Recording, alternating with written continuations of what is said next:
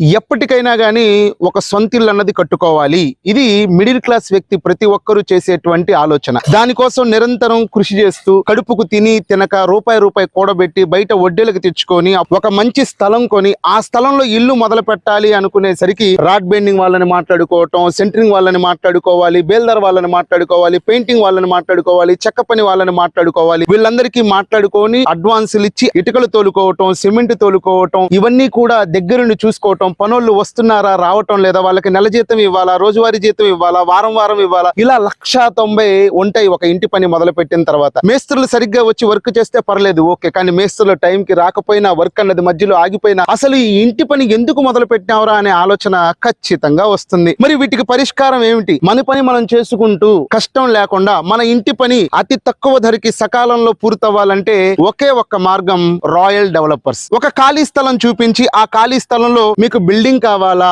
రేకులిల్లు కావాలా, కాంప్లెక్స్లు కట్టాలా, లేకపోతే కమర్షియల్ కాంప్లెక్స్లు కట్టాలా, షాపులు కట్టి అద్దెలకు ఇవ్వాలా, లేకపోతే ఆగి ఉన్నటువంటి ఇంటిని పూర్తి చేసి మీ చేతికి అందించటమే ఈ రాయల్ డెవలపర్స్ యొక్క అంతిమ లక్ష్యం. ఖాళీ స్థలం మీరు చూపించి ఈ ఖాళీ స్థలంలో ఫలానాది కట్టండి అని చెబితే పూర్తి చేసి మీ చేతుల్లో పెడతారు. మీరు